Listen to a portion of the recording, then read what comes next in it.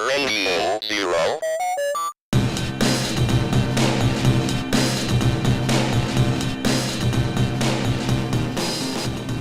It's Radio Zero with Rick and Rose, and it's Friday, March 21st, 2025, and you're all still alive. Is this the first day of spring? March 21st? March 20th. Oh, wait, this is a special day. I think it might be the first day of spring, of string. It's Bach's birthday, I think. I believe it's Bach's birthday. And I wanted to do Bach in the subways, but it hasn't happened yet. I have to locate a subway. We're live streaming every other Friday, 5 p.m. on Facebook, on the Radio Zero page and Poster Children page, on Twitch at PCJCUSA, and on the Poster Children YouTube channel. I don't think we're on TikTok. I think I connected it to TikTok, to our TikTok account, and then now it's been disconnected. Oh. There's this vicious loop that happens with TikTok. I tried to connect our band's music on the TikTok account, right? And it asks for send pictures of your Spotify for Artists account or whatever, and I send pictures of that, and then it has been rejected. You can try again in 7 days. It's just like this whole bot-based thing, and this time with the connecting the streaming, it worked for one time, and then now it's disconnected it. Anyways, you can also subscribe to the podcast traditionally through Apple Podcasts, Spotify. Go to RadioZero.us. Use an RSS reader of some sort, as opposed to using Satan's streamers. You can patronize us at patreon.com/RadioZero. Thank you to all of our Patreon donors. I just did I didn't do our taxes. I did our accounting for our taxes to send to our accountant. And that Patreon money helps pay for the hosting and streaming. Oh, thank you. Yes. Thanks for everybody. helping us. Yeah. It's self-sufficient. I just taught about there's a Wired article from probably 30 years ago about like 1,000 fans or something like that. And the guy who started Wired magazine, I believe. Yeah. Right, remember that? Like 1,000. Kelly. Yeah, I can't remember. What's his name? I was reading it off of the PowerPoint. I think it's 10,000 fans. No, it's 1,000 fans okay. with $100 each. So if you can put out 100, 100. Yeah. So for us, it would be more like 10,000 fans for $10. Or just 100 giving $1 would be that would be a goal. Oh yeah, that'd be great. 100 fans, yeah. Giving $1. Yeah. How many? I was thinking about this in the middle of the night, of course, because I'm like trying to justify my existence, like in a way that I don't usually justify my existence. I like to justify my existence by knowing that I finished knitting a pair of socks, or I made some good ramen noodles or something like that, or like I looked up in the sky and I saw it was beautiful out, right? That's, or I did like a good capoeira move or something like that. But I'm trying to justify my existence with data for a reason, capital R. And I was trying to figure out how many records we've sold. Like, because numbers are good on your resume. Like, you're going to put on your resume, I taught 100 kids, and I sold 1,000 records. So how many records do you remember? Like Daisy Chain Reaction?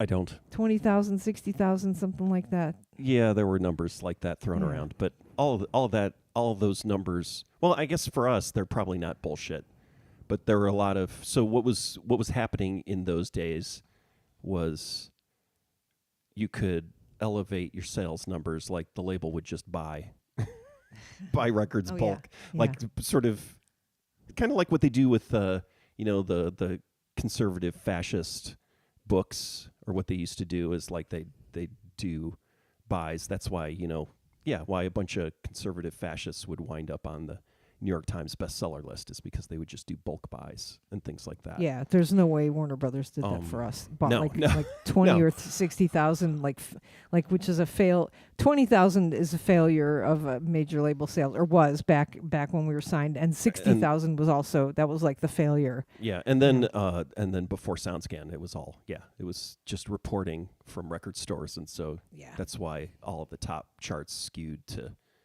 white rock until Because that's they who was put in reporting. SoundScan, and then it was all based on White country. sales. Yeah, like actual like UPC, like the number of times the record went across the counter, right?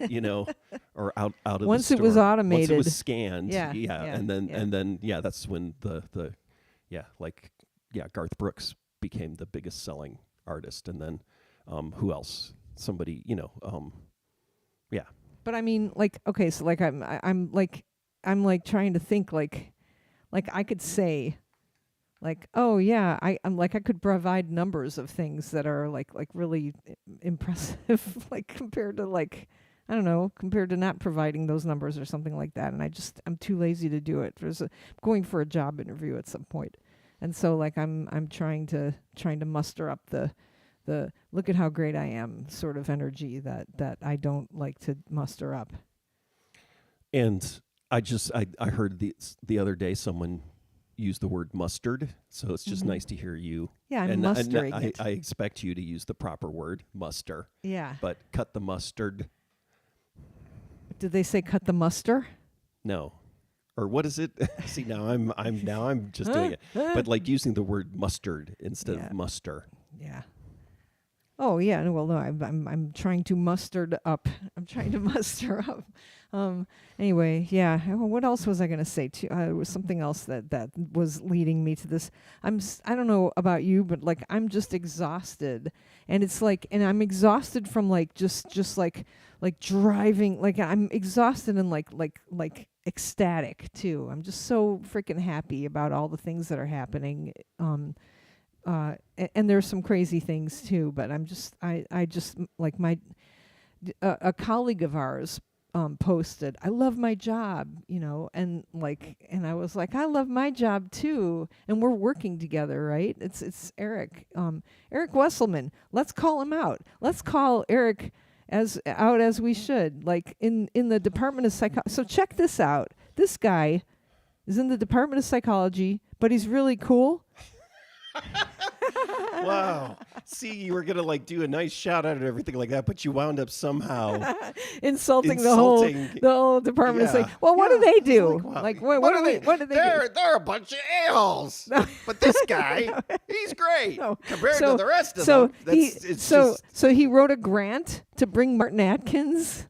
Like, remember, like the first thing was going to bring Martin Atkins and then have because they're into film over there. Oh, he's into film, right? Yeah, he's putting on films all the time and talking about them. And he wanted to put on the Wax Tracks documentary, right? We can talk about all this. So like he wrote a grant to get up enough money to bring Martin Atkins here, because Martin Atkins did not want to come here. I think Martin Atkins would have just come here anyway. Yeah, he's very... Yeah, he's so, very proactive. Yeah, yes. But anyway, so wrote a grant and then like invited us to help with the shuffling, of Martin. And then like proposed to Martin, hey, you want to come here and talk about the Wax Tracks documentary? And Martin was like, no, no. But his thing was that like the idea that Wax Tracks was the only thing, so Martin runs a label too, right? It's not, Wax Tracks is not the only thing that was happening in Chicago. Yeah. At the time, yeah. right? It's considered like a defining, and but the thing is Wax Tracks, it's like now considered, it's by some people, I guess, the birthplace of industrial and everything like that. But it was just before that, it was a great record store, right? It was, I've was been central there, to the community. Yeah. And not just industrial music, it was right. It was where I went. It was the first record store I went to in Chicago, from the suburbs. I've talked about that journey.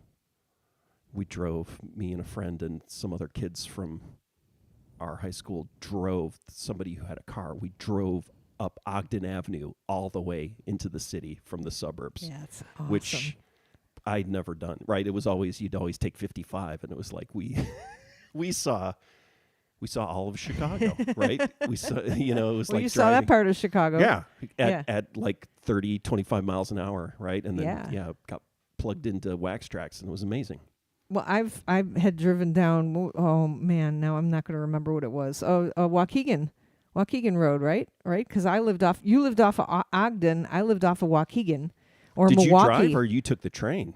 Oh, I would take the train, but we Yeah. also would drive. And then one time we took we rode our bikes. Whoa. We had to have taken North Shore. Yeah. Oh, yeah. Yeah. Well, you guys are close. Well, yeah, you No. couldn't. Yeah, you're not. I mean, yeah, you're closer, but You can ride your bike Yeah. from the western suburbs into the city. I mean, there's a trail. I Yeah. don't know how far the trail goes. I've ridden on that trail. yeah, I've I've rode, been there on my bike, but I haven't Mhm. gone all the way into the city. We did one Yeah. time. Yeah, and I have also driven from King Richard's Fair, up in Wisconsin, on whatever road it was, probably Milwaukee, all the way back down to my the home wherever we were in Deerfield or Riverwoods. On a or bike? whatever. No, we were Oh. driven in a car, and it Oh, took like okay. an hour and a half, and it was Yeah, really yeah. stupid to do Yeah, yeah. because otherwise it takes like 20 minutes. Yeah. That was dumb. But so anyway, Anyways. back to Martin Atkins. So I mean, he's just like a press machine too. Like he's so inspirational, and he's so lovely. And have I ever even met him face to face? He was at the Steve thing. Oh, he was at we saw him there. Okay. But I don't know if I don't know if I had met him before. Maybe I'd met him one other time before, but he's really good at promotion. That's the thing. And like it's like this just great energy promotion, It's just and I so, when we knew he was coming, then like I was talking to him, I'm like, oh my God, I have to, I'm not a good organizer. I'm not like good at this type of thing. Like this type of thing scares the crap out of me, is to like choose times for this is going to happen at this point, and then we're going to eat lunch. And these are who we're going to invite and stuff. It's not something that it's not an easy thing for me to do, And so, but I started doing it, and then at some point he's like, you want me to talk to any radio stations down there? What are the radio stations? And I was like, oh shit, it's Martin Atkins. He should be talking to all the radio stations down here. And I was like, I'll contact them. And it's just not something that I normally do. And so I contacted the radio stations because I love Martin Atkins so much. And Martin Atkins, now he's going to be on the radio stations. Because why wouldn't they want to invite, but that's like my responsibility. There's our responsibility to promote these wonderful stories that are happening here. So I'm excited about that. And then made a social media post, and like I sent some words to him, and then he of course like reciprocated. He he posted something about how he's coming here because he's excited to come to Normal, Illinois, right? He's coming to Normal. Well, who wouldn't want to be coming to Normal, Illinois? Because it's funny, right? You don't consider yourself a normal person probably, and yet you're going to Normal, Illinois. You've been invited to Normal. It's like if it plays in Peoria type thing, Yeah. right? And then so he's excited about that. And then think about it. He's being brought by the Department of Psychology, who are not assholes. They're very nice. I don't know. Oh yeah, the other guy. There's another guy too there. Yeah. Like they're wonderful people. It's just funny the way you said it. Yeah, I know. Yeah. They're not assholes. And the School of Creative Technologies. So it's like two really disparate things from two different areas of the university are bringing him. And where was I going with this? And so he posted about that. Like he posted like a whole like reading thing, like text, and then he read it and like did a video of himself reading it. And he's so adorable. Like it's like, oh my God. And I know he teaches students, and I know his students love him. Oh, and today, you know what? We had some prospective, I don't think it wasn't prospective students. It was actual students and their parents who are coming. Like orientation or Yeah, whatever it is. Yeah, and our advisor is like, oh yeah, and there's what's this guy's name is coming on Monday?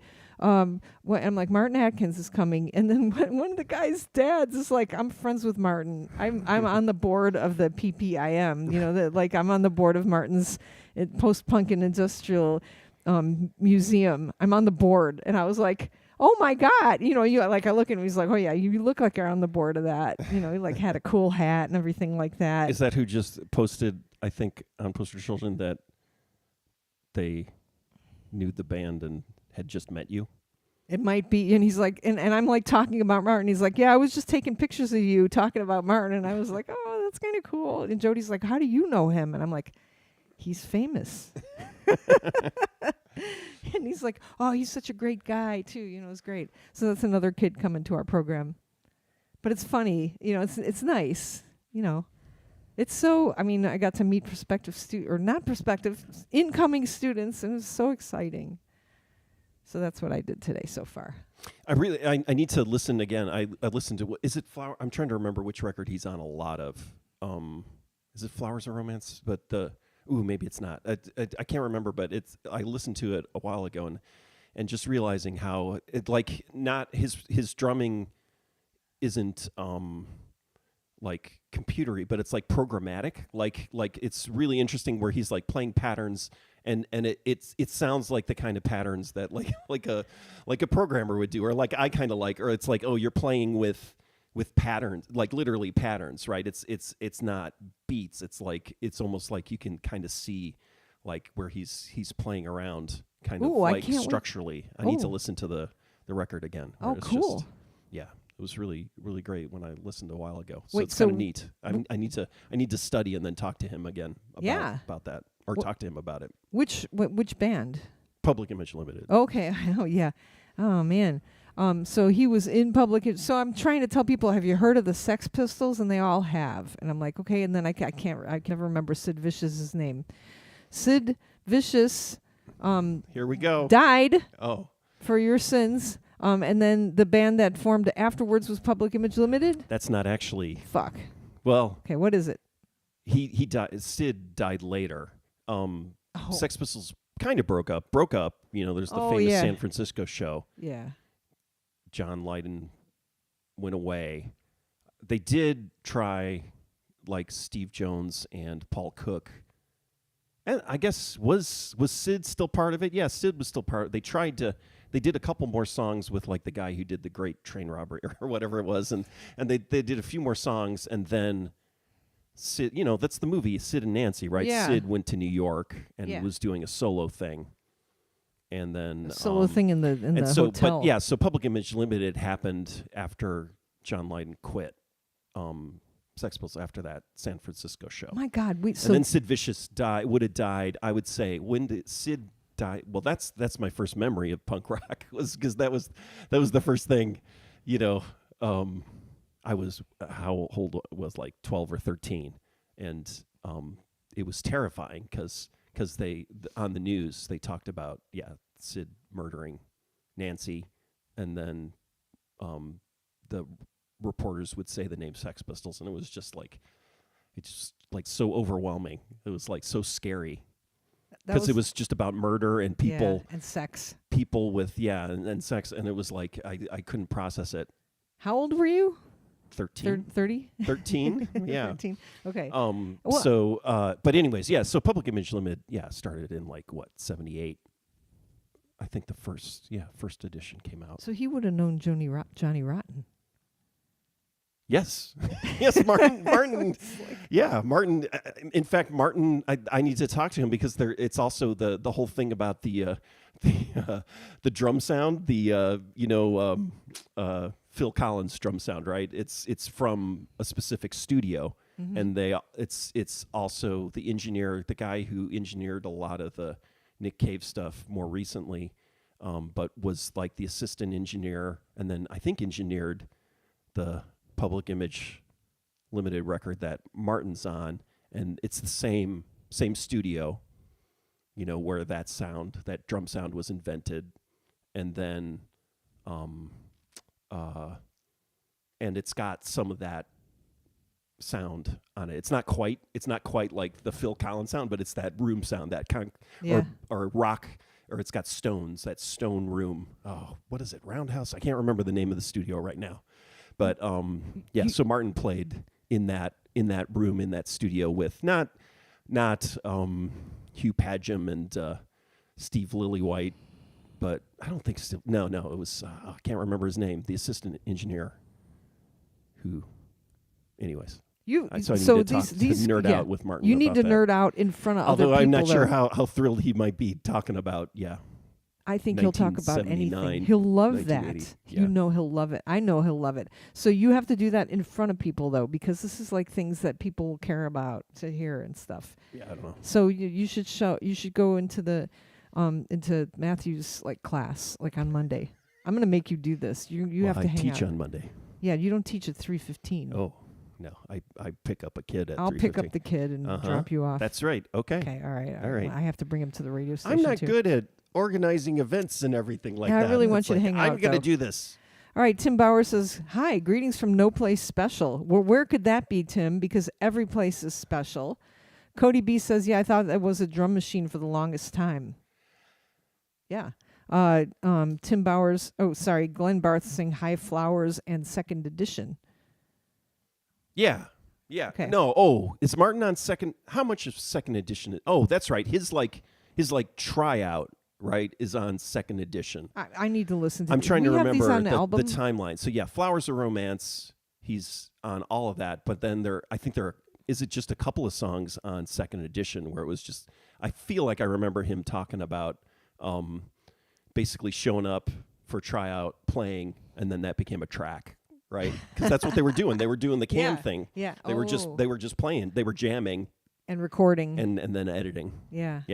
Wow. Second edition is okay. Tim Bauer says gonna see Tsunami and Ida late next week. Been like 25 plus years since I last saw them. So I remember seeing what's her name from Tsunami at Kristen from. Kirsten. Yeah. Now see now Kristen. When we went to see. She came out to see unfortunately, Schlack didn't play because Steve passed away, but the Off show in Chicago, and they're playing there. Oh. She scoped out the scoped out the venue. Wait, Tsunami is playing in Chicago? Yeah. Wait, so Tim Bowers is going to see... Oh, I don't know where he's going to see. We don't know where They're he's on going. Tour, but we should probably go see that. Yeah. Maybe sold out. I don't Schlep know. all the way up to Chicago. It's probably sold out. That's right. They should come to us. Yeah. Why don't you come down here, guys, girls? Joe Christman says Nerd Rage Against the Machine. And Glenn Barth. Is that what Public Image Limited is? That's if it is, that's very funny. That's funny. I've got to listen. Do we have those on vinyl record? Vinyls? No, actually, I have second edition on CD. Don't we have a Pill record though? Oh yeah, we have album on vinyl. Album. But that Martin's not on that. That's Bill Laswell, Fred Marr, the guys from Material and Rocket. Did Herbie Hancock die? Like today? No. I just heard a whole thing about Herbie Hancock, and then I got worried. I'm going to read some other stuff that here. He died. Glenn Barth says he was also touring with them on Generic album U.S. tour. What? Herbie Hancock's still alive. Okay. Please. Glenn Barth says he was also touring with them on Generic album U.S. tour. Loud Drummer Live. Well, that's interesting. So he didn't play on the record, but he was on that tour. Yeah. Yeah, I can see that happening too. Like I want to ask him like are there like nice punks and mean punks? Like it's weird like to introduce punks to people who have never been around punks before, right? Yeah. Well, I don't know. Punks. Punk. He's a punk. He's a punker. He's I guess. A punk rocker. He's like a classic. Yeah, classic punk. Original. Yeah, original OG. But he's post-punk. I mean, he really is. I mean, and his drumming, I mean, he's definitely a part of, which I think is, to me, that's more important, right? Yes, of course. Like punk drummer, right? Okay, who's the, I guess, Paul Cook would be like the classic punk drummer or Tommy Ramone, right? Right. And so, great, punk drummers, but like post-punk drumming, Yeah, along with he was also in Killing Joke, but who's the guy? I can't remember who's Yeah, the I need drummer to in hear. Killing Joke before I've got some Martin. favorite Killing Joke songs too. So would oh god, now what I was gonna ask? What was I gonna ask you? Shit. Oh, I'm so tired. Well, I can't remember now. Let's see. Tim Bowers is actually in D.C. and says that the Chicago show is April 4th, which I'll probably be dead that day. Knock on wood.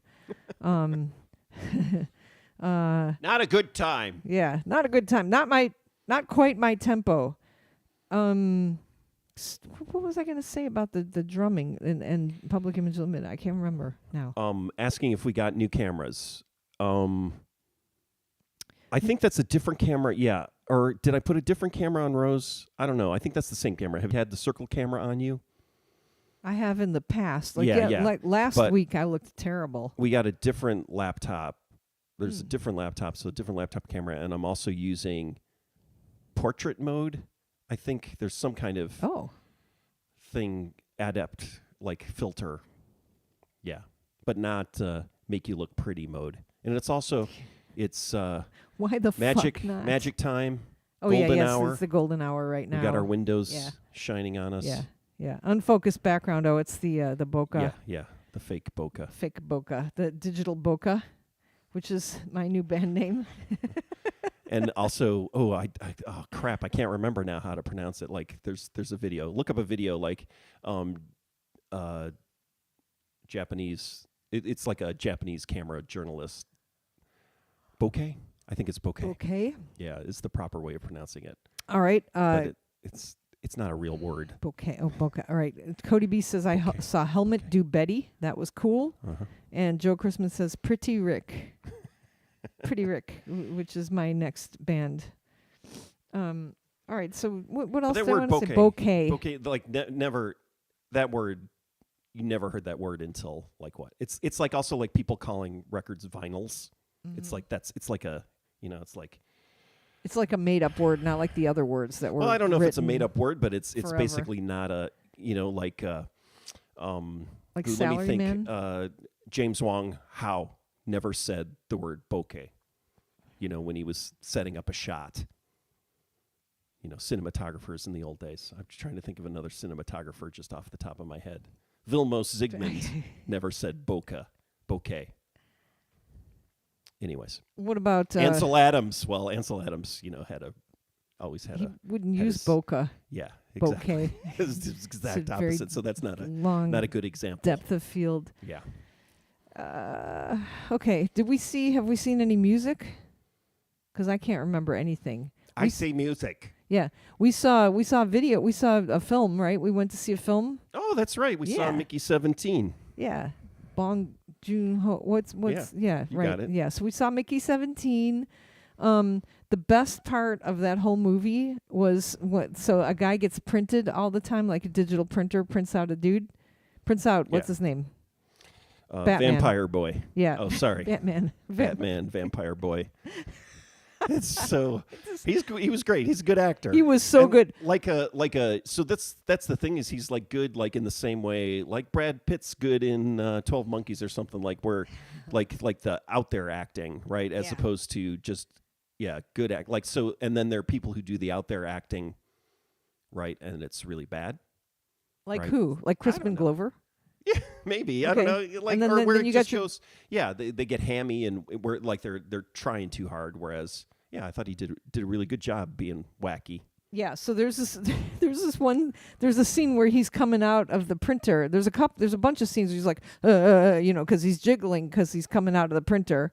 And he's like jiggling off onto the table because the printer prints him out onto this long table because it's like a whole body being printed out. It kind of looks like after you come out of a MRI. It looks like an right? MRI. Yeah, it looks like an except MRI, but it's in printing reverse. It's spitting you out. Yeah. Yeah. Or it is brain spitting head you out. first. Yeah. Oh, I guess you can. Can you go into an MRI the other way? I think I did. Yeah. Wow. Or I don't remember. Yeah. When I went into the MRI, I went in head first. first. I was just in there. My head was in there. That's all. My boob was just in there. Mm. but and my whole rest of my body too, actually. So anyway, so he gets printed out, and then the subsequent time, there's another time when he gets printed out, but they've moved the table away, like, because it's just, everything's in disarray. So I think it may not have been. So I think they were showing things out of order. Like he was talking about different times, and then I think the ones where he came out and they forgot to grab him, it was like really early on, like early prints, they were really attentive to him. Yeah. And then in the middle printing time, they started, the scientists were off doing other stuff, and then he'd fall on the floor. Yes. And then they put in the table. I think that was what was going on. Well, anyway, but the times that the table was not there, it was in the middle. It was the middle printing things, and he's being printed out, and then he's kind of like bending over, like he's on his back. He's being printed on his back, and then he's bending over, like his head is kind of to the ground, and then like there's a point where like his arms get printed out, and they clear the edge of the printer, and so his arms just flop back. And then he flaps over onto it's the funniest thing I've ever seen in my life, because it looks exactly like the next day I was printing out 11 by 17 posters of Martin Atkins, and the tray was not big enough to hold the 11 by 17 posters. They flopped the exact same way that this guy's body flopped, and that was the funniest thing I've ever seen in my life. Yeah. I was laughing, and Dow was talking to you at that time, so I don't know if you got to see that, but he did it again too. It's just that it was like in two heats, or two movements, two series of movements, because he came out and then his head was kind of backwards, like, curved backwards. But then the second part is his arms kind of flap out too. Yeah. It's really good. That was so good. I don't remember the rest of the movie though. And I'm realizing, Bong Joon-ho has. Is that right? Yeah. He's got a problem though. So the ending was too long, right? There was a long, part of it got really long. You mean the Star Wars ending? Yeah, it wasn't even a Star Wars ending, but there's just that. Yeah, the long drawn out battle kind of thing. There, I think that could have been chopped. There could have been like a good half hour cut out of that. And I'm trying to remember. There are other, like the host I saw recently, and then. What else? Snowpiercer, I think's got that same thing where there's like, probably. It's like, you know what? I think you can cut this down a bit. And so, but it was good. Yeah. As opposed to like Tim Burton, like I always complain about Tim Burton having it's not a third act problem, a second act problem, where it was just like, oh my God.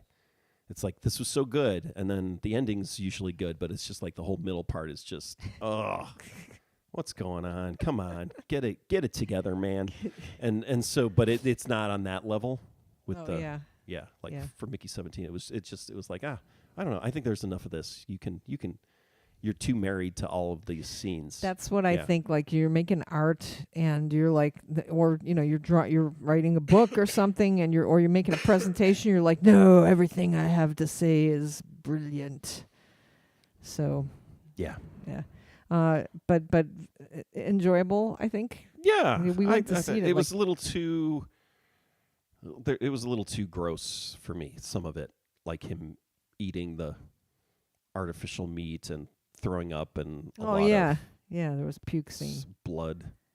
So I was comparing and contrasting this movie with the movie, and I can't remember what poor Apocalypse Now dude made, right, like the movie this year that everybody hated. Oh, Megalopolis. Yeah, I was comparing and contrasting it with Megalopolis, because there was a lot going on all the time.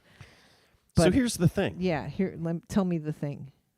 Megalopolis, right? Mm-hmm. Really not a lot of explanation about what the silly putty is, or whatever the magical element that he's created, connecting it, showing it, explaining it, right? And so you could say, that would be boring, right, if you get too into the details, but at least having a little bit of explanation and connection and showing the importance of it. Whereas in Mickey 17, like you were talking about, the printing, there's a lot of voiceover, him explaining his life and the process. Oh yeah, his experience. Yeah. But and so it's good. Like you understand the process of him being printed out and then sort of tying it into how they're using him, like how he's a guinea pig and how he did a lot of there was voiceover of him explaining stuff. That was good. And what it worked. What is his name? Robert? Just call him Vampire Boy. Bat Boy. Bat Boy is actually great because then it combines the vampire and the Batman. I like that. Did I see the vampire? Oh God, I keep getting shocked. Okay. Can we talk a little bit about our practicing for Poster Children show? Our practice for Poster Children. I don't know what made me think of this, but I'm like singing louder now. Like I'm almost very old. And I'm like, I don't care anymore. Like, and I think I've been practicing for years. Like, I've been doing whatever capoeira now for 18 years, and it involves singing. Yeah, and so instead of saying you're almost very old, you can just say I'm very old. I'm old. Yeah, but I'm almost like my birthday is coming up. Very old. I'm old. You're not very old. Right, you're I'm almost old. very old. Okay. But if you're almost very old, you're just old. So for my whole life, my whole Poster Children life, I've been terrified to sing these songs with you because I'm terrified that the sound of my voice, like I will not hear the note fast enough to fix it. That's what I'm terrified of. And I have perfect pitch, so I know if you fart, I know what note it is, right? And I hear you singing all the time, and I've been just terrified. And just as the years have progressed, I've been like just terrified of different aspects of singing wrong. And then I think the last time we had shows, we probably practiced together singing. I think we practiced a lot, right? I think we did that, like singing through the microphone, because that's the one thing that scares the crap out of me too, is like singing into this penis-shaped object and waiting for the, to either you're going to hear it or you're not. Either the monitors are on or the sound guy, is pissed off at you, so they're not going to turn on the monitors. So you're not going to be able to hear it, so you got to put the one earplug in your ear, okay? So anyway, this time when we were practicing... would it help you to like sing into a Sennheiser 609 or 409? Is that a vagina-shaped... I mean, it's not... It wouldn't... It's I kinda, hear that it's there's... like what the guy from LCD Sound System sings into. It's like a rectangle. Oh. Would that make you feel better? No, it's not. No. What would make me feel better is hearing my voice before it comes out. Oh, like a pre-delay of some sort. Yes. Yeah. So... Or like delay everything. Yeah. But you... Yeah. I just want to know. Except I for don't you. want... So I'm not... So I'm taking... So the kid playing the violin, like if you keep your hand loose enough and you practice for, 10 years... then when you play out of tune, you're automatically, your hand's loose enough that it's going to go in tune. And so I think that's what's going on in my head, is just like, well, if I start singing and it's off, I'm just going to fix it, and it's not going to be, people are not going to freak out. And so I'm singing really loudly while we're practicing. And afterwards I was like, do you guys notice? Do you notice that I'm singing louder? Doesn't it sound better? And I can hear myself sing too. I'm hearing myself because I'm singing louder, and nobody said a word. No. So the thing is typically you say something. You don't say that. You say something like, I'm trying to think of the way you phrase things. It's like, I don't suck as bad as normal, right? Yeah, or something things like that. Yeah. Well, this, maybe say that. Yeah. Yeah, because I'm terrified and I think I suck. So, but this was like, I was like, hey, I'm doing this now, and like, no, nobody says. So then I was like, it still sounds bad. Oh my God, what am I going to do? And then I was like, well, I don't care. And then, and more to the point, probably more, it just doesn't sound good and doesn't sound bad. It's not like we're Tsunami and can sing. Like neither. But the thing is, your voice, you sing in tune all the time. And I just don't want to screw it up. I was thinking about that too. Like if we have like a Bach in the Subway flash mob, and I just invite anybody, I'm going to invite anybody who plays a violin. But then you've got to worry, like I'm not going to go on a stage playing a violin, like with my colleagues who actually practice the violin, and are violinists. like studio arts violinists. What about like an electric violin Revenge of the Nerds type situation? So anyway, I'm not gonna. I didn't hear you even say that. But I'm gonna find other people who are adept enough to play anything in books 1 through 4 of Suzuki book, right?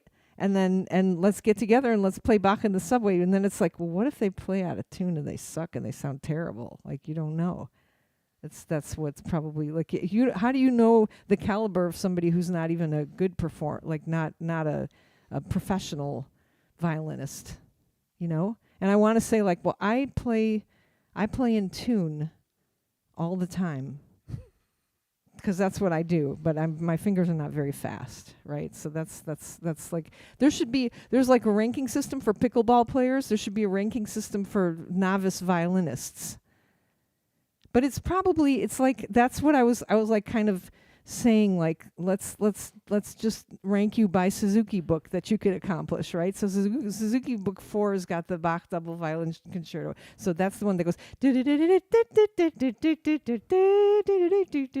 I'm not singing in tune because my throat is messed up, but it's that song. That's the second violin part. The first violin part starts on an A. And the thing is that it's somewhere in the middle of it, it's got a whole lot of shifting and stuff like that. And so that gets hard if you never had a violin teacher like me. But so books 1 through 3, you don't really have that much stuff. So you could rank somebody by what Suzuki book they could take on. So I'm probably a 3.5, in violin. Anyway, back to the singing, back to the poster children singing. I'll just keep practicing, I guess. All right. So Josh Vaughn says, yes, I love the music talk. Probably doesn't like hearing me talk about Suzuki violin, though. Why don't you, what songs are you enjoying? So what new songs we haven't played Drug I Need, right? We haven't played that for a long time. Yeah. In fact, I was thinking, speaking of violins, I was thinking, the beginning of that song sounds like it's got strings on it. Yeah. Yeah. Who recorded that stuff? We did that at Smart. Oh, right. Yeah. And so. Yeah, I was talking about when Kurt Cobain killed himself, right? He killed himself while we were recording Junior Citizen. And you always say that, and don't want to give people himself. don't want to give people the impression that we were in the studio and Kurt Cobain was there and he killed himself. No. That was not what happened. We were very far away from him. Yeah, we were in Madison, Wisconsin. He was in Seattle. Yes. But we were at Butch Vig's studio. That's right. We were at Smart Studios. Yeah. Which they did record there. They made their initial, right? They did their demos I don't know, but the initial recording of Nevermind was done. No, I think they were demos. Well, they became demos, right? I can't remember what. Yeah. Anyways, what were you going to say? I don't even remember. We were talking about that while we were practicing because we're practicing Junior Citizen songs. So we're practicing Drug I Need, which it requires me and you to sing together in tune. Another song, Wide Awake, also requires me and you to sing in tune. Practicing She Walks, which we practiced a bunch. Yeah, we played Wide Awake and She Walks a lot. Yeah. So so I'm getting less scared. That was of those. That was funny because Jim was like, I haven't played this in 20 years, and then there's a set list on the wall. On the wall, and it's Wide 2016. Awake. Yeah, Wide Awake's right on there. But yeah, that's still 9 years ago, so it's entirely possible we haven't played it for 9 years. You know what also sounds good though, man. 21st Century, that sounds really good when we play that. That's what I was laughing while you were singing those lyrics. We've played that a bunch too. That's been consistent over the past couple of because decades. Matt plays it really well. Poster children lyrics. Let me just pull these lyrics up here. Poster children 21st Century lyrics. Let's see. When did you write this song? 1996. 1996. 95? No, 97. 96, 97. But it's called 21st Century. 96, What were 96. you thinking? What were you thinking at that point?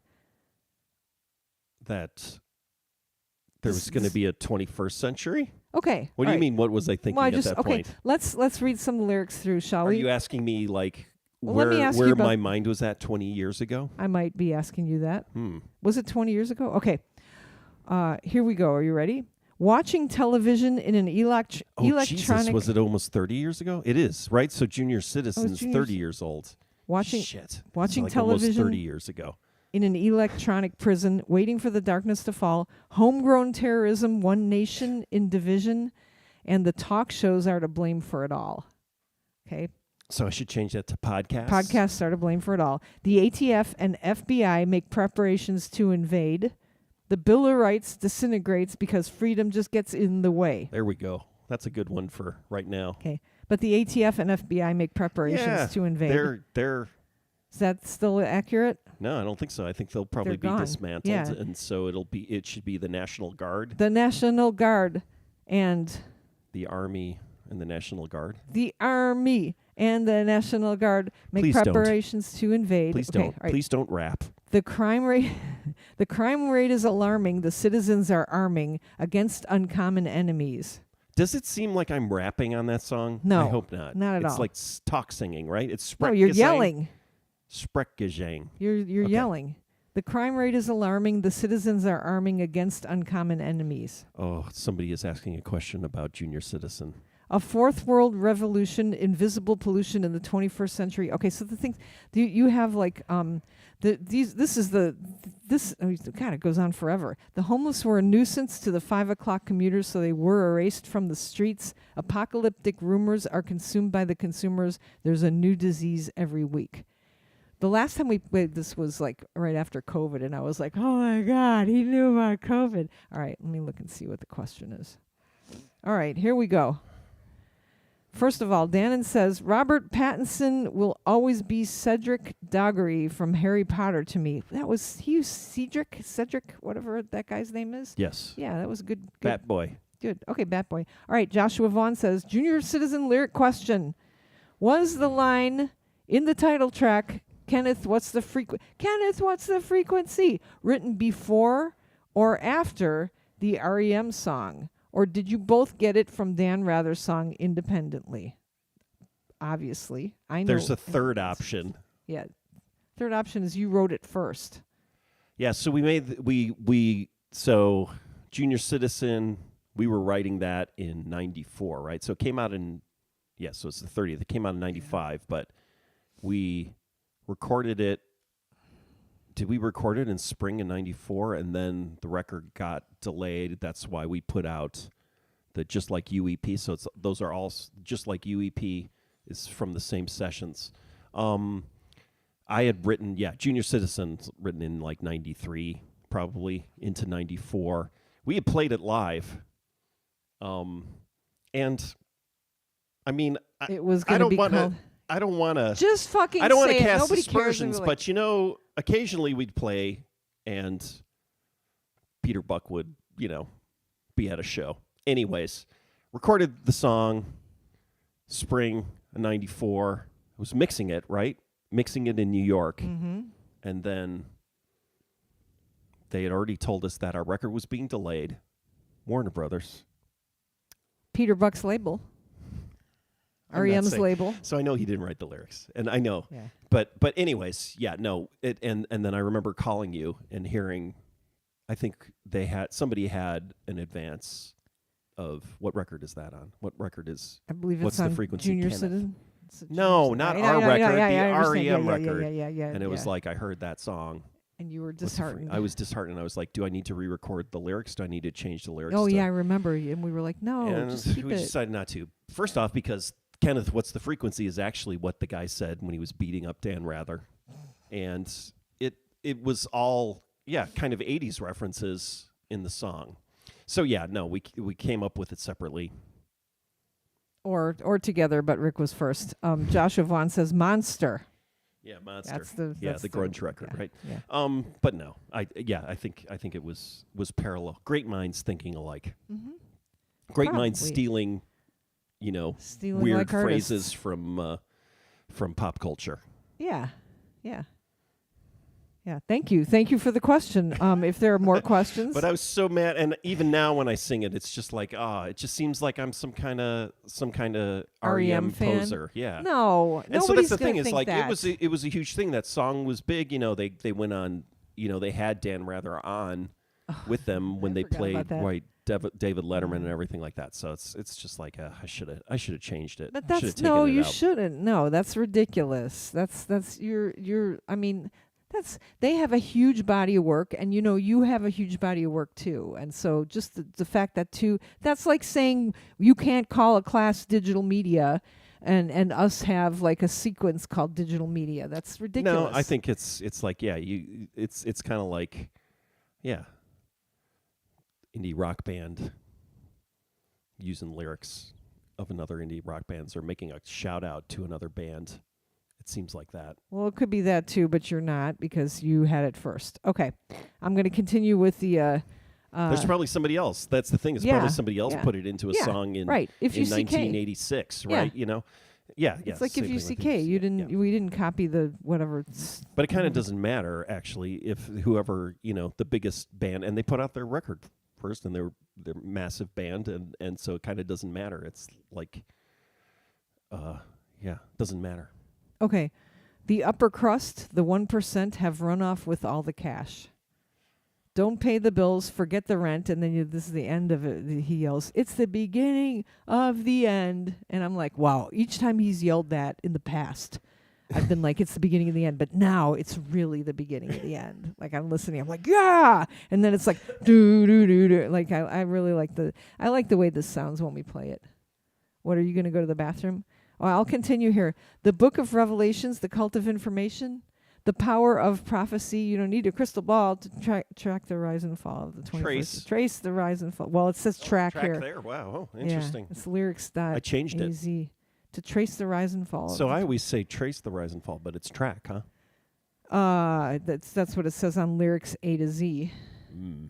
There's a couple other, like, there's something else that you were singing differently in one of the songs. Oh my God! Like I heard this Dire Straits song the other day. Yeah. And then it, like my phone did the auto thing, like what song's playing, and so like I always thought this Dire Straits song was "Do the Walk On By."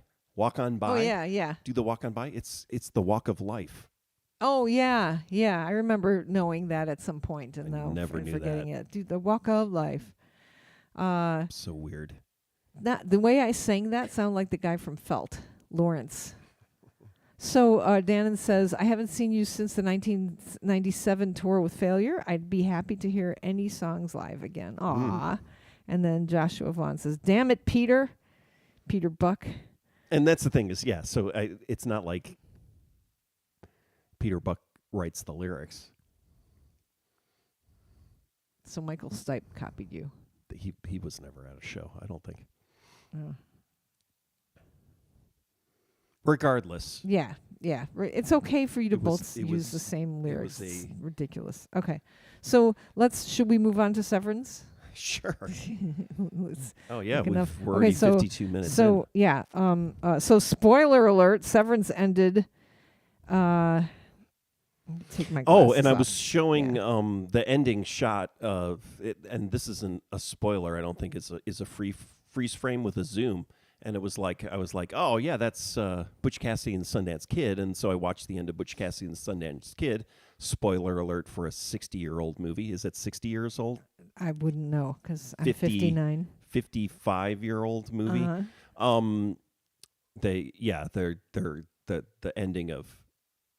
Well, no, I won't spoil the ending of Butch Cassidy and Sundance Would Kid, they ride but it's a off freeze into the frame. sunset? Oh. And then our younger child said, "Isn't that happen in a lot of movies?" And I'm like, "Yeah, but I think since Butch Cassidy and Sundance Kid is the one that everybody references." And then I was like, "Oh no, the 400 Blows ends with a freeze frame." And then I watched 400 Blows. Jesus. The end of that. I didn't watch okay. the whole movie. Oh, No. And then it's like the end of 400 Blows. Freeze frame, zoom. So it was. See, this is the thing. It's just like, what's the frequency, Kenneth? Kenneth, what's the frequency? You're like, oh, which movie director like did a freeze frame and then a zoom in like at the end? Like, who did it first? And can you do it again? But the thing is with the 400 Blows, that's a pretty iconic ending, and maybe it's from he got it from somewhere else, but it's kind of like that's what people talk about is the emotional power of that ending and how sort of unique it was, I think. So at I the time. talked to a friend who was really, really mad about the ending of Severance, like the fact that they left Miss Casey at the they left her outside. No. Everybody, if you haven't watched the I final just said episode, spoiler alert. spoiler. It means I people said are, it a while yeah, ago. okay.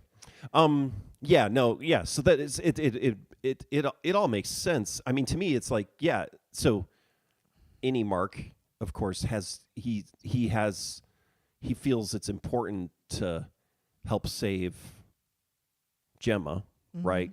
But Yeah. he has no connection with her, Right. emotional connection. Yes. He doesn't even have a connection to Miss Casey, Right.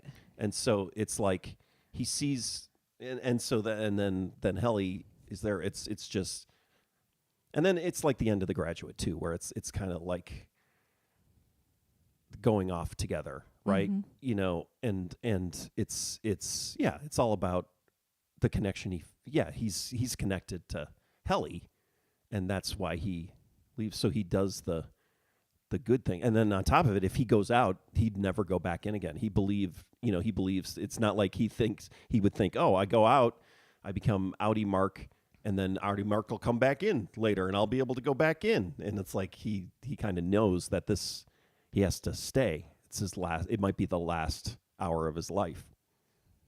It's weird.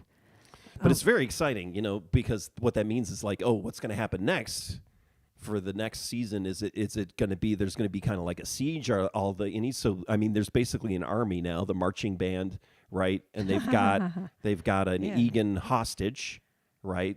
And then they've got two Egans. So the dad is down a level in the testing floor, and then Helena's body is in the severance floor. Oh yeah, so they've got two. And if they just stay there, or they're they've got that. And they got then all on those top goats. of it, and then on top, they got all those goats. The goat people are very dangerous and can kill.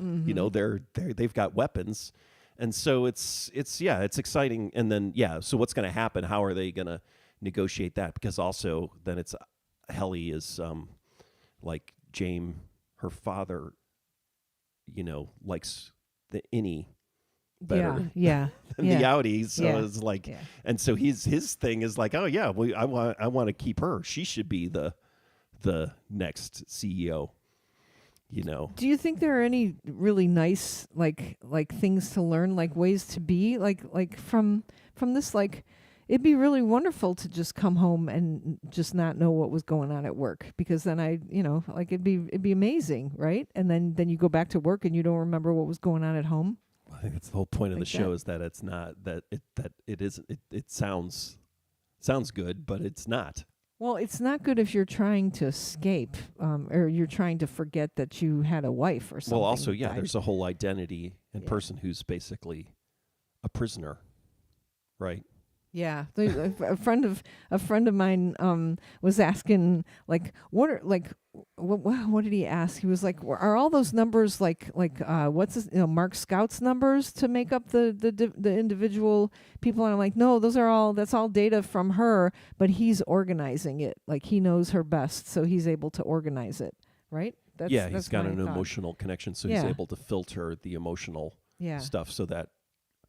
And I guess, that's the idea, is that the emotions, they're trying to create these isolated personalities, so they're trying to filter out the emotions so there's no kind of crossover or like separate. They're kind of separating Oh, the so you emotional just, connection. Yeah, that's wonderful. They're filtering Yeah. their mind or experiences or memories or consciousness. They're filtering out the emotional connections, anything that could provide a gateway to the other identity, other consciousness. So that's what all the testing was. So her putting together or dismantling the crib, that's a test to see if they've been able to she's forgotten, Take all of her emotional, losing like, sadness a kid out. and Yeah. not being able to have a kid and everything, and the fight that they had about the crib and everything. Yeah, so and I didn't remember any of that. It's like I like when you guys get, I don't know why I feel really bad that like I kind of like Cobra Kai more than this, and I also kind of like The Handmaid's Tale more than this, and I kind of like I can rank all these, like it's I like my drama ham-fisted. I prefer a more ham-fisted drama. although yeah, there was quite a fight between the Yeah, goat it's a lady little- and the other bigger guy. Yeah.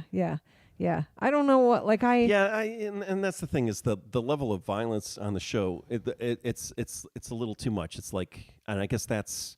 So I'm trying to think of what the film nerd thing is, and I guess it's just Sam Peckinpah or something. It's like, oh, I want to have this level of violence in the narrative.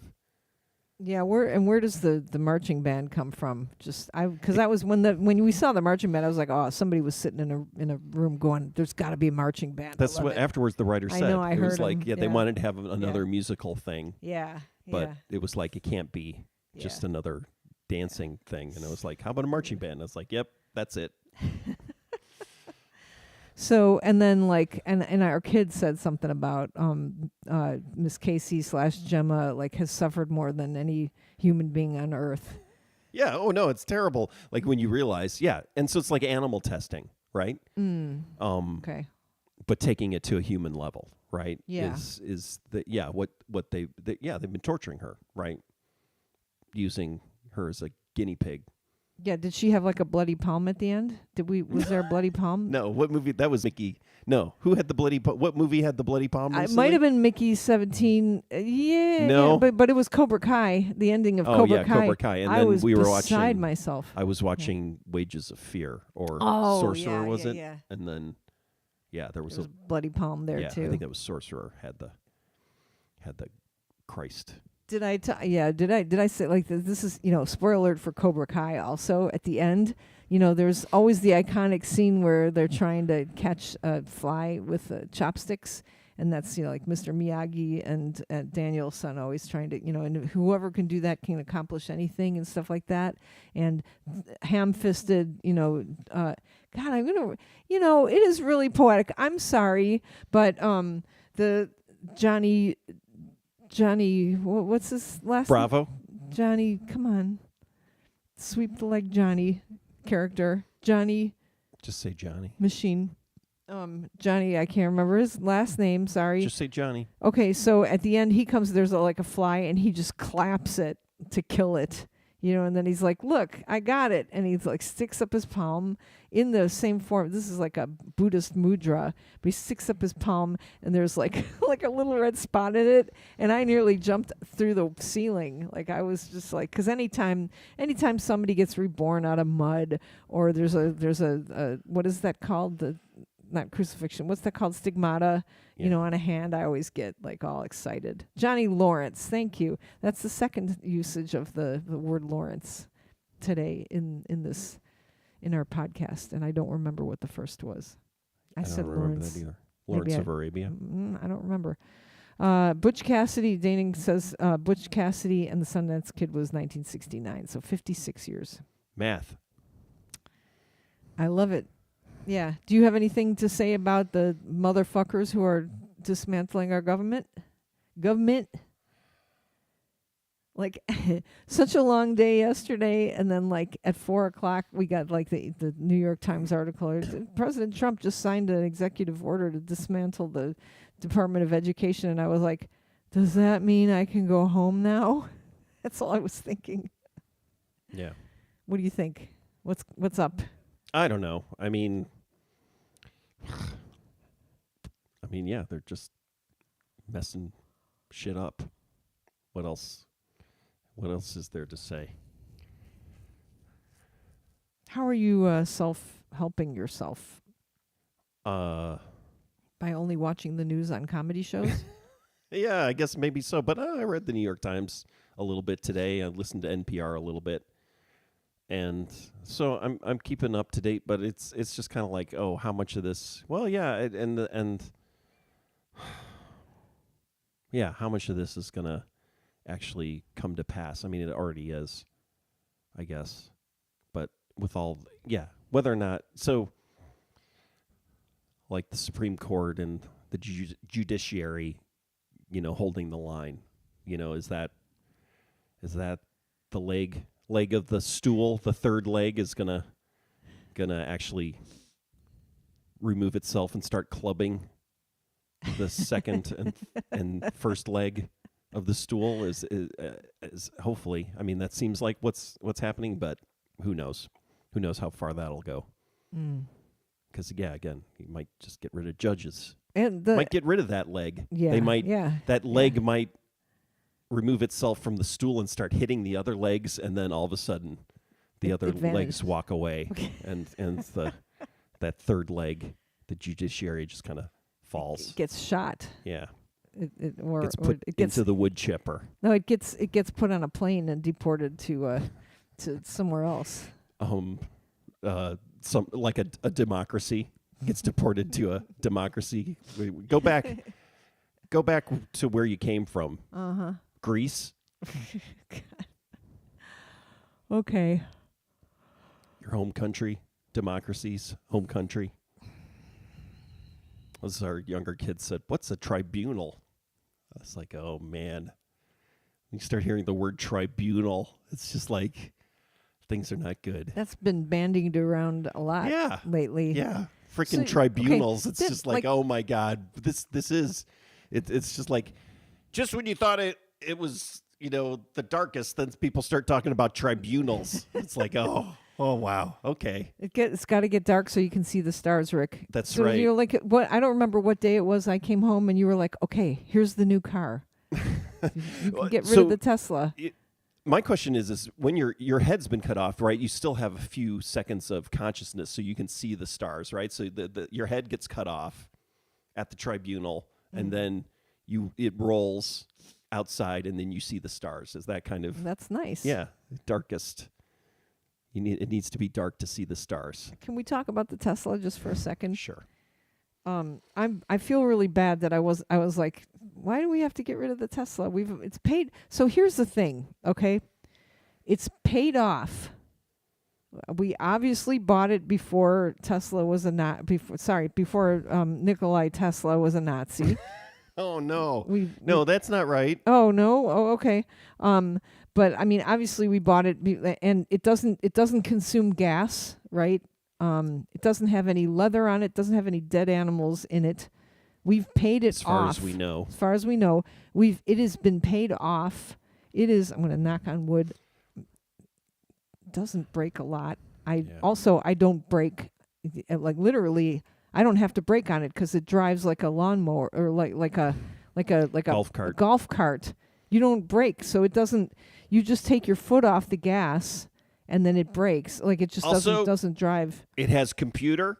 It has computer. But the thing is, like it's a pretty efficient car. Yeah, it's a good car. Really, I mean, really that's the thing fucking is good it's it's not a Cybertruck. It's 6 years old. Bought it, long time ago. Also, there's a little bit of kind of privilege where it's like you should not drive that. You should sell it, right? And then I'm gonna frickin' buy a new car. Exactly. I need to, who's going to give me the money to buy a new car? I'm not Cheryl Crow. We're not Cheryl Crow, right? It's kind of like to buy a new car, and even that, it's like when I was looking around to trade in and get like a semi-used car. It's a huge financial commitment and hit, and it's just like just because somebody's being an asshole who owns that company, like that's. Yeah. And on top of it, it's not like, we bought it and financed 6 years ago. So it's not like we went out and bought the car yesterday and supported. No, it was Satan. We bought it a long time ago. And then also if we sell it, that's like money going into the system, right? And then somebody else purchasing it. So I don't know. So, selling a used car, I mean, and keeping a car, a used car as opposed to manufacturing another car filled with toxic chemicals and minerals and stuff, is an okay thing, I think. But I don't know. Joshua Vaughn says my girlfriend's dad had a Tesla. He sold his too and got an Ioniq. Yeah, I mean, I was looking at the Ioniq, but again, it's like We're not rich. Can we buy a Ford? See, that's like So that's I'm been waiting for 100 somebody. years, I'm you wait- know, oh it's oh gotta that's get- when's the statute of limitations for fuckery? Anti-Semitism, and I mean, it's not like there's a history, like, and it's not like Henry Ford helped, for instance, I don't know, perpetuate and promote the protocols of the Elders of Zion. So he did, right? Yeah, so no, anybody yeah, who's so there's yelling a- at us for owning a Tesla better not own a Ford, right? Who owns a Ford? I don't know. What kind of Anyways, car- yeah, I don't know. And that's the thing is, I like it was a year ago when I was, or at least a year or two ago, where it's Yeah, like we I got know to get we rid gotta of this. get rid and of the now it's- Tesla now and it's stuff kinda like- too late. I don't want to buy another car. I really just don't want to buy another car. And the Tesla's got like nicks all over it and dents.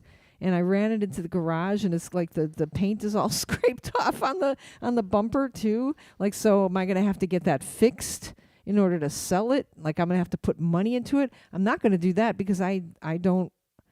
All I do is use it to get around, and I don't have to put gas in it, and it's not putting emissions into the air. And I understand that I have to plug it in. Well, the emissions are offset, right? So that's the thing is, Yeah. the Yeah, car isn't yeah. directly emitting, but Illinois is still pretty heavily coal based, and a little bit and a nice mix of nuclear in there too. Yeah. So I So there's emissions related to the electric car, but it's Right. not direct emissions. So is it okay if I just don't eat any animals for like 30 years? Could I Why? Because I animals haven't are eaten- I animals are Nazis. Yeah, I haven't eaten animal. Oh, so yeah, that's okay. Like that's the thing is like I'm trying to I mean, I'm trying as hard as I can to be a good person, but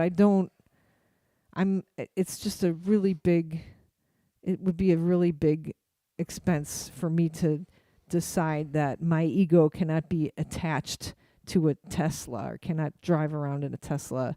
Well, I don't know if it's about ego. It's about a monster who's seems to be signifying Nazi. You mean like Columbia embracing University? Nazi, Wait, are you talking about embracing- Columbia? No, embracing Okay. Nazi imagery, and also destroying the federal government. I mean, so it's but And he made my car? well, he's CEO, right, of that car company, and Okay, so he's making his money wealth, off a of- lot of his wealth is based around his ownership of shares in that company. So should I also leave this country because he's fucking up this country too? So just by living in it, I'm promoting him, right? Well, I guess the question is should you leave the country? That, I mean, I don't think that's the same thing as selling a car made by a neo-Nazi fascist. Okay, there's somewhere. Dannon says the battery died in my 2016 Hyundai Sonata plug-in hybrid a few months ago. Hyundai quoted me $17,000 to replace the battery. Do not buy a Hyundai. Do not even consider the Ioniq. That's the Damn. thing is, so doing research, and I was like, okay, maybe a Honda, right? yeah, and it's yeah. like Honda, not Prelude, whatever it is, Presence Prologue. And then looking into that, and it's like, oh, that's just a GM, platform rebranded or reskinned, and so it's not even a Honda, reliable. Yeah, you did a bunch of. I know you Yeah, went through and all so kinds I of just got- research. I got sad and frustrated where it's Yeah. like, oh. So, and then Volkswagen, it's like, oh, and then it's like, oh, yeah, it'd be great. I'd love to buy a electric Volkswagen van, but again, I'm not made of money. That's massively expensive. A Rivian's Yeah, I know. made I in love our the hometown. Yeah, yeah. There's no discount. It's like, they're like 75, 80,000 at the bottom. Yeah, and it's that's like, too. My I God, I can't. can't afford this. Yeah, yeah. So I'll just. And not even getting, and that's the other thing is a lot of these cars are not American made, and so there's a certain percentage of American, right, manufacturing that has to go in the car to get the break, the tax break, and so we got the tax break, the full tax what was it, the 7500 write off when we got the Tesla, Because because it's right before like yeah, then it was all based on sales and number of cars sold and before it halved, and so we got a so we because the and it was- Tesla was made in America. yeah, they're the ones that are sold here are So anyways, now I sound like an apologist and everything like that, but I'm not. But I sound like an apologist too, but you can't just take the things that make, that like you can bundle just like those numbers in Severance, you can bundle all the things like, oh, he's a Nazi because he did the, Nazi salute. He's obviously an idiot. There's plenty of like they're like Nazism is like a thing that white, males of a certain age get into anyway. Here's the thing though. No, I think it's entirely valid, and it's like I wouldn't buy a Tesla now. Of I wouldn't course buy a freaking not. a Of course not. Cybertruck. I mean, Yes, of course he's not. But we fucking had it. monster. We've had it forever. Yeah. So I'm talking about Yeah. kind of like privilege, right? Where it's like we don't have the economic. We can't just sell off a car and then Buy another buy one. another one. Yeah. I know. So just because an asshole's in charge of that, And especially if we want to replace it with a different electric model, and then it's like, oh yeah, and then it's like looking at used, it's still really expensive. Yeah, it's just we're got one kid in college and sending another one soon. It's just like, oh, I don't know. Yeah, yeah, I'm just not. To me, a car doesn't represent my. Like it doesn't represent me for any reason. Like I just drive it like as a tool, and that's why my car is completely banged up. And sorry, it's our car, I know, and why it's scratched up, and I just couldn't give a fuck about it. I just use it as a tool to move around. well, it's not about you understand- though. I mean, Yeah. this is about again. But we're not going to destroy it. If we sell it and get the money from it, we're passing the Nazism, the Nazi car, to somebody else, like somebody who obviously wants it. So we're giving somebody who wants a Nazi car a Nazi car. So is that I've thought about this too. I was like, okay, who are we going to sell it to? Somebody who's obviously evil, who would buy a Nazi car right now. And my biggest disappointment is I thought, like a couple years ago when this right-wing bullshit started with him, I thought it was just marketing. It was like, okay, now I've got the progressives, buying the electric cars. Now we've got to get right-wing assholes to start buying electric cars. And so I'm going to shift, and I'm Oh, yeah. So you thought it was funny because I didn't think it was funny. I thought it was a strategy. Yeah. So yeah. and it's kind of, I mean, maybe it's going to work in that it's okay. Yeah, now this. Now it's yeah, okay now- to be a Republican and have a right-wing climate killing fascists, are gonna buy electric cars, right? And so great, but that's not what's happening. He's gone too far, right? It's like there's a difference between like talking bullshit, right, 2 years ago, and now actively performing and acting bullshit, right? So Fascist bullshit. Joshua's got I used to admire Elon. I bought Tesla stock back in 2013, and it went up 4,000%. If I hadn't done that, I probably wouldn't have been able to buy a house in California. Joshua, you need to sell that house because you made money off of Tesla stock. That's a swasta house. Swasta house. And then he said some people put bumper stickers on their Teslas. I bought this before Elon went crazy. Yeah, we have Rick made this beautiful Fire Elon sticker in the back of the car. But I'd like to have more of those all over the car just to protect me. Because I was driving down the street the other day and somebody started yelling at me. Really? So yeah, somebody on campus, and I want to get out and hit them, punch them in the face. He's like, don't fucking yell at me. Yeah, it really is privilege. I don't have the privilege to sell this car and go buy another car and sell it to somebody else who's like, oh, great, I got my Elon car, just not going to do it. All right. Well, it was nice knowing you. This is all right. Yeah, I've just canceled myself. So, do we actually have to put this up online? It's already up online. All right. Well, I was gonna, we run around our house quoting from Jojo Rabbit all the time here, and I'm not gonna do it here. We do it and laugh. Oh, okay. Yeah, but hail Trump. Oh.